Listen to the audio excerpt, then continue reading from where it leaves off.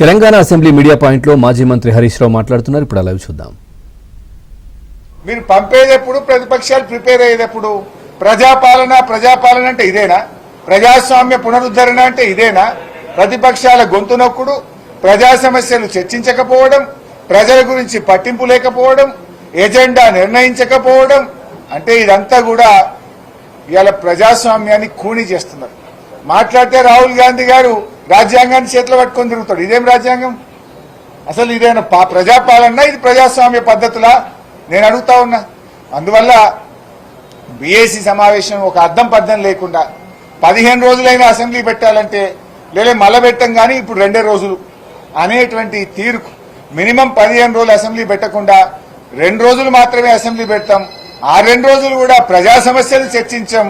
కేవలం బురద రాజకీయాలే మాకు ప్రాధాన్యత. ప్రతిపక్షాల మీద బురద జల్లడం, స్థానిక సంస్థల ఎన్నికల్లో ఏదైనా రాజకీయంగా లబ్ధి పొందడమే మా యొక్క ప్రాధాన్యత అనే ధోరణిలో ప్రభుత్వం ఉంది కనుక దానికి నిరసనగా మేము వాకౌట్ చేస్తాం. సో ప్రభుత్వం అయితే స్థానిక సంస్థల మీద ఏం చెప్పలేదు, రేపటి ఎజెండా ఏందో చెప్పలేదు. చూచాయగా 2 విషయాలు చెప్పారు ఎలియా మినిస్టర్ గారు. ఒకటి, కమిషన్ రిపోర్ట్ అసెంబ్లీలో పెడతాం, బీసీ బిల్లు పై అసెంబ్లీలో పెడతామని చెప్పారు. మరి ఎన్ని రోజులు సభ జరుపుతారంటే 2 రోజులు అన్నాడు. మరి ఇలా అయిపోయింది, రేపు 1 రోజు. ఆ 2 రోజులు మరి మళ్ళా ఎట్లనండి? ప్రజా సమస్యలు ఉన్నాయి కదా, ఎరువులు ఉన్నాయి కదా, యూరియా ఉంది కదా, బురద రాజకీయాలు ఎప్పుడైనా చేసుకోవచ్చు. మనం ఎరువుల మీద రేపు మాట్లాడదాం. బీజేపీ వాళ్ళు ఇస్తలేరంటున్నారు కదా ఎరువులు. అసలు బీజేపీ వాళ్ళు ఇస్తలేరా? ఇది కాంగ్రెస్ వైఫల్యమా? ఎట్లా ఇది పరిష్కరిద్దామో అసెంబ్లీలో మాట్లాడదాము అన్నాం. దానికి సిద్ధంగా లేరు.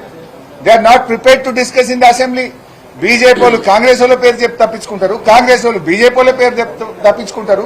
ఇద్దరు కలిసి రైతుల ఉసురు పోసుకుంటున్నారు. That's way we have boycotted from BSC meeting.